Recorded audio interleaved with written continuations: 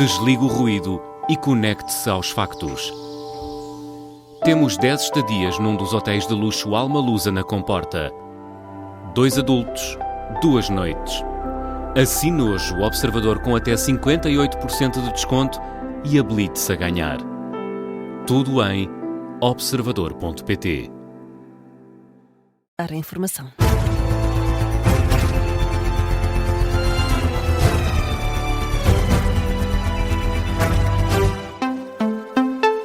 Jornal das Duas com o António José Soares. E, António, já começaram as conversações trilaterais entre o Irão, Estados Unidos e Paquistão em Islamabad.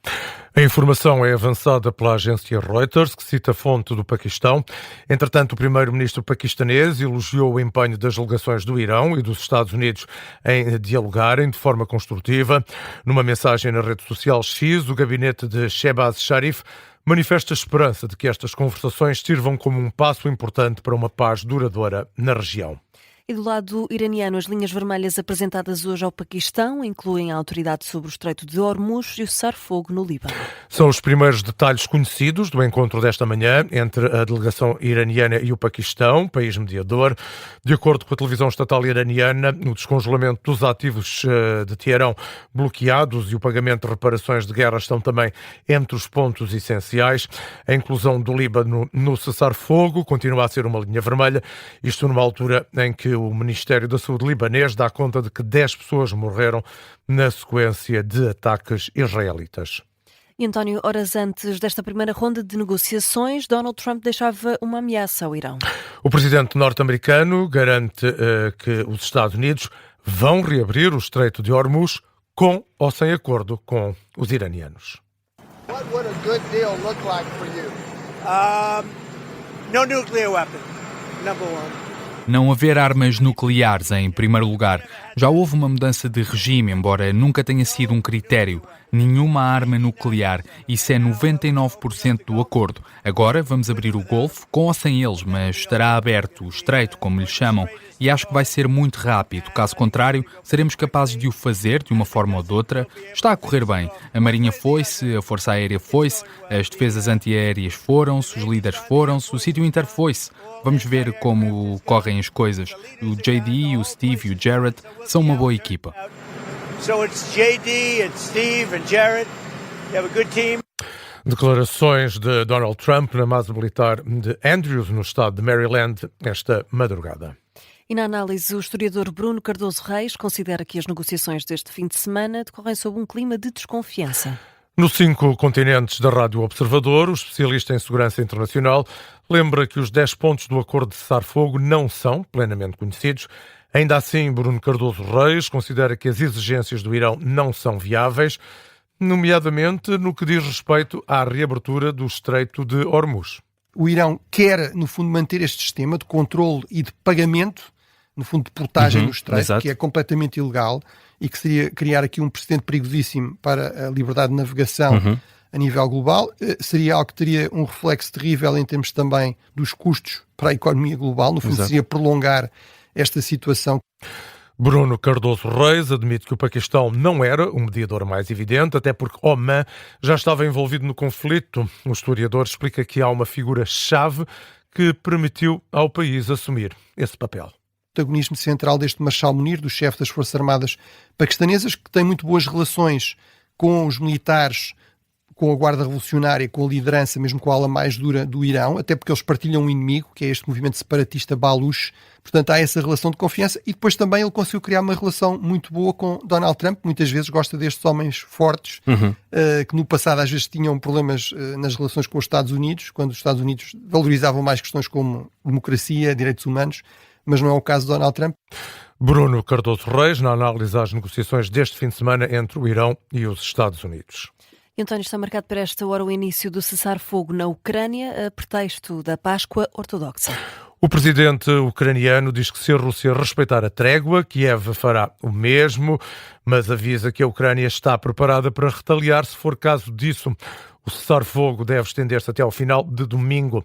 Entretanto, Rússia e Ucrânia anunciaram a troca de 350 prisioneiros, 175 de cada lado, com a mediação dos Emirados Árabes Unidos.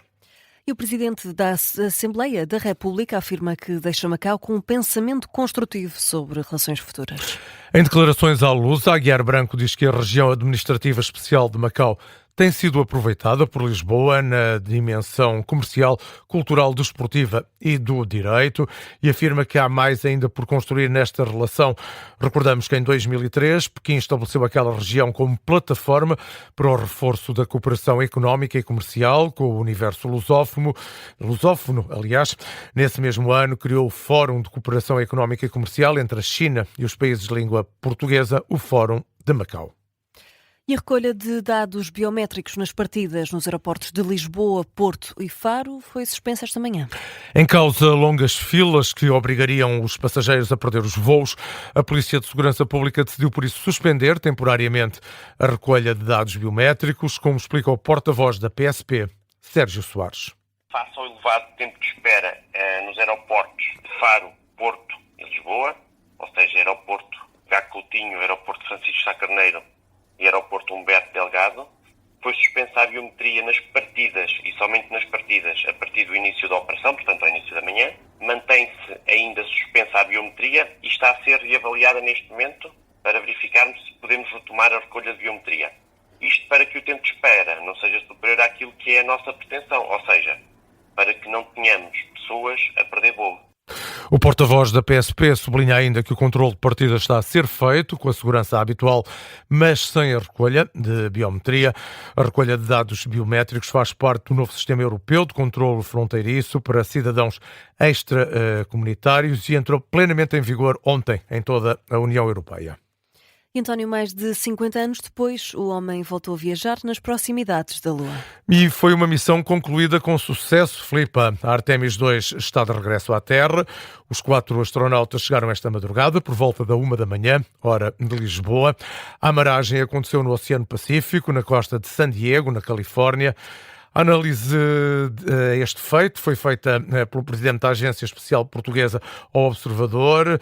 Ricardo Conte admite que pode ter sido dado um pequeno passo em direção a Marte, apesar de ser uma realidade bastante mais complexa.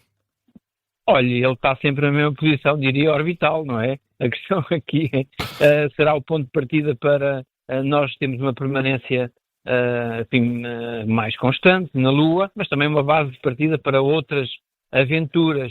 Marte é uma grande aventura. Claro que temos que pôr sempre o objetivo, temos que sonhar, mas ir a Marte é, de facto, estamos a falar de outra missão, estamos a falar de outra complexidade e num horizonte temporal ainda muito longínquo. Declarações de Ricardo Conde, presidente da Agência Espacial Portuguesa à Rádio Observador. Vamos ao desporto. O treinador do Futebol Clube do Porto fez ao início da tarde a antevisão do jogo de amanhã frente ao Estoril, na Amoreira. Francesco Farioli antecipa uma partida difícil. O técnico azul e branco não poupa nos elogios aos estorilistas.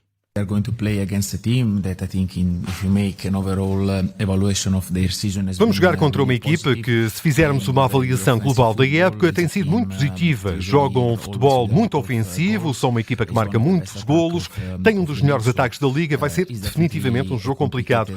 Da nossa parte, temos de entrar em campo com o espírito certo e na nossa melhor forma. O Estoril Porto joga-se amanhã a partir das 8h30 da noite e vai ter relato e análise aqui na Rádio Observador. Já o Sporting visita logo à noite o Estrela da Amadora. Os Leões mantêm a perseguição ao primeiro lugar, ocupado pelo Futebol Clube do Porto.